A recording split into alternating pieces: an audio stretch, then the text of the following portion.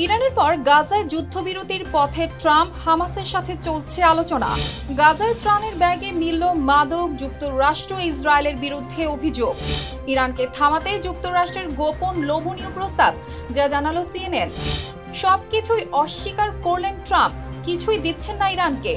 Zohran মামদানিকে ট্রাম্পের হুমকি, ভোটে জিতলে সব টাকা বন্ধ।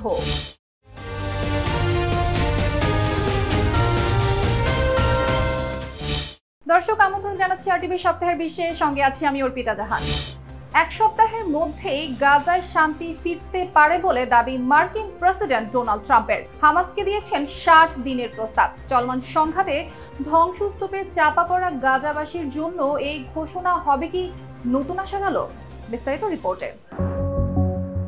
এ যেন একদম বন্ধ সময়ের পর হঠাৎ নিঃশ্বাস ফিরে পাওয়ার ইঙ্গিত। ধ্বংসস্তূপের নিচে চাপা পড়ে থাকা গাজা শহরের জন্য যদি সত্যিই শান্তি আসে, তবে তা শুরু হতে পারে মাত্র এক সপ্তাহের মধ্যেই। এমনটাই দাবি করেছেন যুক্তরাষ্ট্রের প্রেসিডেন্ট ডোনাল্ড ট্রাম্প। হোয়াইট হাউসের এক অনুষ্ঠানে দাঁড়িয়ে তিনি বলেন, গাজায় যুদ্ধবিরতি এখন হাতের নাগালে। তার মতে, এই যুদ্ধ থামাতে যারা পর্দার আড়ালে কাজ করছেন তাদের কয়েকজনের সঙ্গে তার সাম্প্রতিক কথোপকথনেই এটা পরিষ্কার যে বড় কিছুই ঘটতে চলেছে।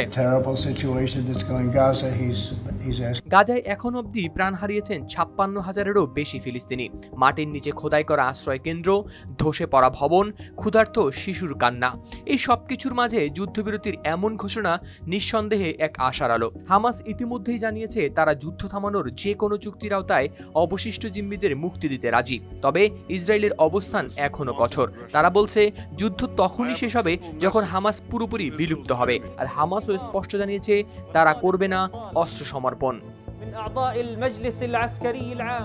2023 সালের 7 অক্টোবর হামাস ইসরায়েলি হামলা চালানোর পর থেকেই শুরু হয় এই যুদ্ধ। সেই হামলায় নিহত হয় প্রায় 1200 ইসরায়েলি ও গাজায় জিম্মি করা হয় 251 ইসরায়েলিকে। পাল্টা জবাবে ইসরায়েল এমন এক ধ্বংসযজ্ঞ শুরু করে যা প্রায় ধূলিসাৎ করে দেয় গাজাকে। এই রক্তাক্ত প্রেক্ষাপটে এখন নতুন করে বইছে আশার বাতাস। ইসরায়েল ও ইরানের মধ্যে 12 দিনের সংঘর্ষ শেষে যুদ্ধবিরতি কার্যকর হওয়ার পর ফলে গাজার পরিস্থিতিতেও শান্তির একটি নতুন জানালা খুলেছে বলেই মনে করছেন বিশেষজ্ঞরা। ট্রাম্প জানিয়েছেন তিনি প্রতিদিনই নেতানিয়াহুর সঙ্গে যোগাযোগ রাখছেন, যদিও গোপনীয়তা রক্ষা করে তিনি বিস্তারিত কিছুই বলেননি। হাওলাদার শামীম, আরটিভি। যুদ্ধবিধ্বস্ত গাজার বিভীষিকাময় বাস্তবতার মাঝেও ক্ষুধার্ত মানুষ শেষ ভরসা হিসেবে তাকিয়েছিল ত্রাণের দিকে। কিন্তু সেই ত্রাণেই ছিল গাজা ধ্বংসের বীজ। বিতরণ করা ত্রাণের আটার ব্যাগে নাকি পাওয়া গেছে মারাত্মক মাদক।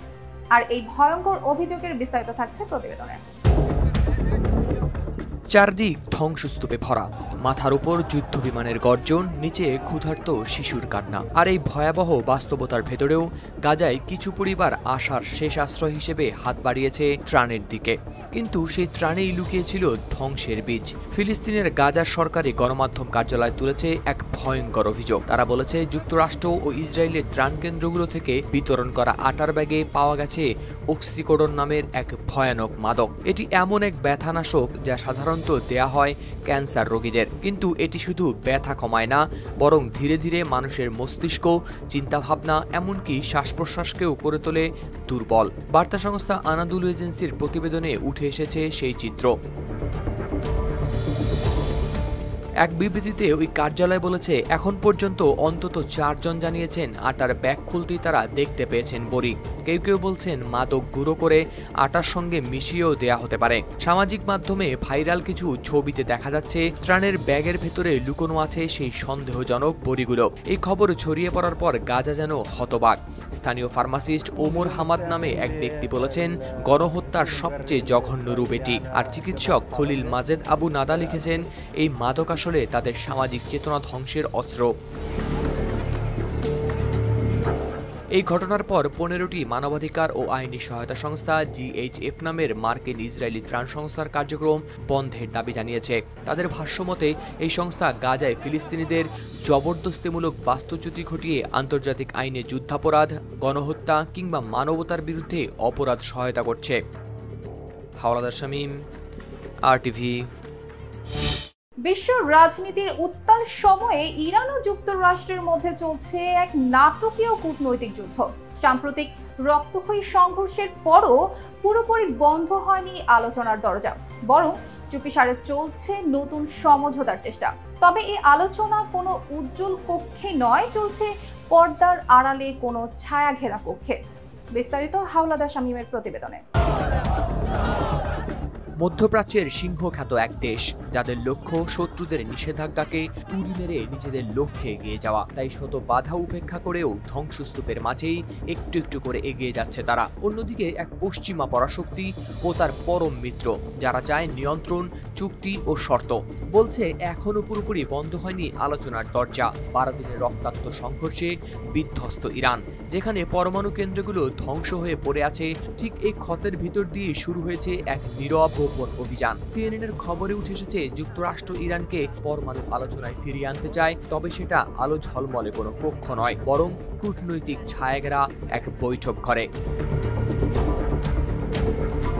দেয়া হয়েছে এক লোভনীয় প্রস্তাব। তারা ইরানকে দিয়েছে 30 বিলিয়ন বা $3000 কোটি বেসামরিক পরমাণু প্রকল্পের প্রতিশ্রুতি। সেই সাথে ভাবা হচ্ছে তেহরানের উপর থেকে নিষেধাজ্ঞা প্রত্যাহার ও জব্দ থাকা দেশটির অর্থ ছাড়ের কথাও। তবে শর্ত একটাই, যাবে না ইউরেনিয়াম সমৃদ্ধ করা। তবে এসব টাকা কিন্তু আসছে না সরাসরি ওয়াশিংটনের পকেট থেকে, বরং মধ্যপ্রাচ্যের মার্কিন মিত্রদের হাত দিয়েই দিতে চায় তারা। অন্যদিকে ইরানের অবস্থান এখনো স্পষ্ট, তারা রাজি নয় তাদের ইউরেনিয়াম সমৃদ্ধকরণে ছাড় দিতে। তেহরানের চোখে এটা শুধু শক্তি নয়, এটা অস্তিত্বের প্রতীক। এদিকে যুক্তরাষ্ট্রের এমন তৎপরতার কথা এখনো আনুষ্ঠানিকভাবে আসেনি সামনে। তবে এ নিয়ে জানাশোনা আছে এমন 4টি সূত্র সিএনএনকে জানিয়েছে, টানা 12 দিন চলা ইরান ইসরায়েল সংঘাতের মধ্যেও তেহরানের সঙ্গে পর্দার আড়ালে আলোচনা করেছেন যুক্তরাষ্ট্র ও মধ্যপ্রাচ্যের বিভিন্ন দেশের গুরুত্বপূর্ণ কর্মকর্তারা। যুদ্ধবিরতির পর চলছে সেই আলোচনা। হাওলাদার শামীম, RTV। মধ্যপ্রাচ্যে মার্কিন সামরিক অভিযান এবং ইরানকে ঘিরে ওয়াশিংটনের অবস্থান তৈরি করেছে নতুন উত্তেজনা। কারণ যুক্তরাষ্ট্রের বিরুদ্ধে গোপন প্রস্তাবের অভিযোগ পুরোপুরি অস্বীকার করেছেন ডোনাল্ড ট্রাম্প। স্পষ্ট জানিয়েছেন তিনি দিচ্ছেন না কোনো সহায়তা, হবে না কোনো আলোচনাও। যুক্তরাষ্ট্র ইরানের সাম্প্রতিক এই উত্তেজনার পটভূমিতে বিস্তারিত জানাচ্ছেন হাওলাদার শামীম। ট্রাম্প তার সামাজিক মাধ্যম ট্রুথ সোশ্যালে ঘোষণা দেন, সব ধ্বংস করে দিয়েছি। এখানেই শেষ নয়, তিনি জোর দিয়ে বলেছেন ইরানের সঙ্গে তার কোনো আলাপ নেই, তাদের কিছু দিতেও তিনি রাজি নন। গেল সোমবার এক পোস্টে ট্রাম্প জানান ইরানকে কোনো অর্থ সহায়তা দেয়া হচ্ছে না। তার কথায় ডেমোক্র্যাট সিনেটর ক্রিস কুন্স যেন এটা ভালো করে বুঝে নেন, আমি ইরানকে কিছুই দিচ্ছি না। এদিকে ট্রাম্পের এই বক্তব্য আসে এমন এক সময় যখন আন্তর্জাতিক গণমাধ্যমে খবর ছড়িয়ে পড়ে যুক্তরাষ্ট্র নাকি ইরানকে পারমাণবিক বিদ্যুৎ উৎপাদনে সহায়তা করতে $30 বিলিয়ন সহায়তা দেওয়ার কথা বিবেচনা করছে। কিন্তু ট্রাম্প স্পষ্ট ভাষায় বলেছেন সবই গুজব। তিনি কটাক্ষ করে বলেন, আমি ওবামা না যে জেসিপিওর আওতায় ইরানকে $1 বিলিয়ন দিয়েছিল। তবে এই দাবিকে একেবারে সরলভাবে নেয়নি ডেমোক্রেট সিনেটর ক্রিস কুন্স। তিনি বলেন, গোয়েন্দা তথ্য যাচাই না করেই এমন দাবি করা রাজনৈতিক উদ্দেশ্যে প্রসূত। তার মতে কোন কোন স্থাপনা কতটা ক্ষতিগ্রস্ত হয়েছে সে বিষয়ে এখনো বিশদ ও সঠিক তথ্য প্রয়োজন। অন্যদিকে ইরানের পররাষ্ট্র উপমন্ত্রী মাজিদ তাখত রাভাঞ্চি বিবিসিকে বলেছেন, তারা এখনো আলোচনার দিনক্ষণ নির্ধারণ করেননি, বরং প্রথমে তারা যুক্তরাষ্ট্রের কাছ থেকে স্পষ্ট প্রতিশ্রুতি চান আর কোনো হামলা হবে না। কারণ একদিকে আলোচনার ডাক, অন্যদিকে বোমাবর্ষণ, এই দ্বৈত আচরণকে বর্বর বলেই মনে করছেন তারা। নিউ ইয়র্কের মেয়র নির্বাচন ঘিরে যুক্তরাষ্ট্রের রাজনীতিতে এখন টান উত্তেজনা। একদিকে তরুণ প্রার্থী জোহরান মামদানি, অন্যদিকে প্রেসিডেন্ট ডোনাল্ড ট্রাম্প। ফক্স নিউজে দেওয়া সাক্ষাৎকারে ট্রাম্প দেন ভয়ঙ্কর এক হুমকি, যদি জোহরান জেতেন ও যথাযথ আচরণ না করেন তাহলে নাকি বন্ধ করে দেওয়া হবে ফেডারেল তহবিল। বিস্তারিত থাকছে প্রতিবেদনে। এ যেন এক নাটকীয় দ্বন্দ্ব, যেখানে তরুণ এক প্রার্থী হাঁটছেন আলোর খোঁজে, আর প্রসাদসম দাপটে বসে থাকা এক শক্তিশালী মানুষ ছুড়ে দিচ্ছেন হুমকির অন্ধকার। নিউ ইয়র্কের মেয়র নির্বাচন ঘিরে এখন যেন মার্কিন রাজনীতির মঞ্চ কাঁপছে দুই বিপরীত মেরুর ধাক্কায়। একদিকে ডেমোক্র্যাট প্রার্থী জোহরান মামদানি, অন্যদিকে ডোনাল্ড ট্রাম্প, যিনি এবার নির্বাচনের আগেই সরাসরি জানিয়ে দিয়েছেন যদি জোহরান জেতেন ও যথাযথ আচরণ না করেন তাহলে ফেডারেল তহবিল থেকে $1 টাকাও পাবে না নিউ ইয়র্ক। ফক্স নিউজের এক সাক্ষাৎকারে ট্রাম্প স্পষ্ট করে বলেন, জোহরানের জেতা তার কল্পনারও বাইরে, কারণ তার চোখে জোহরান একজন খাঁটি কমিউনিস্ট। তিনি বলেছিলেন, ধরা যাক জোহরান মেয়র হলেন, আমি তখন প্রেসিডেন্ট, তাহলে ওকে ঠিকভাবে চলতেই হবে, না হলে নগরী পাবে না কোনো অর্থ। সংবাদ মাধ্যম দ্য গার্ডিয়ানে প্রকাশ পেয়েছে এমনই তথ্য। অথচ নিউ ইয়র্ক শহর প্রতি বছর কেন্দ্রীয় সরকার থেকে পায় প্রায় 10,000 কোটি ডলারেরও বেশি। হাসপাতাল থেকে শুরু করে শিক্ষা ও আবাসন সেসব কিছুই চলে এই অর্থেই। অর্থাৎ এই হুমকি যেন নাড়িয়ে দিয়েছে পুরো শহরের অস্তিত্বকে। কিন্তু ট্রাম্পের কথায় এতটুকু পিছিয়ে যাননি জোহরান মামদানি। এনবিসির মিট দ্য প্রেসে তিনি স্পষ্ট করে জানিয়ে দেন তিনি কমিউনিস্ট নন। তিনি জানেন তার চেহারা, ভাষা, অতীত কিংবা আদর্শ এসব নিয়ে ট্রাম্প প্রশ্ন তুলবেন, কারণ তিনি চান মানুষের চোখ সরাতে। জোহরান যেসব বৈষম্যের বিরুদ্ধে দাঁড়িয়েছেন সেখান থেকে। হাওলাদার শামীম, RTV। দর্শক, সপ্তাহের বিশ্ব এই পর্যন্তই। শেষ করার আগে শিরোনামগুলো জানিয়ে দিব আরো একবার। ইরানের পর গাজায় যুদ্ধবিরতির পথে ট্রাম্প, হামাসের সাথে চলছে আলোচনা। গাজায় ত্রাণের ব্যাগে মিলল মাদক, যুক্তরাষ্ট্র ইসরায়েলের বিরুদ্ধে অভিযোগ। ইরানকে থামাতে যুক্তরাষ্ট্রের গোপন লোভনীয় প্রস্তাব, যা জানালো CNN। সবকিছুই অস্বীকার করলেন ট্রাম্প, কিছুই দিচ্ছেন না ইরানকে। জোহরান মামদানিকে ট্রাম্পের হুমকি, ভোটে জিতলে সব টাকা বন্ধ। দর্শক, এই ছিল সপ্তাহের বিশ্বে। এতক্ষণ সঙ্গে থাকার জন্য ধন্যবাদ।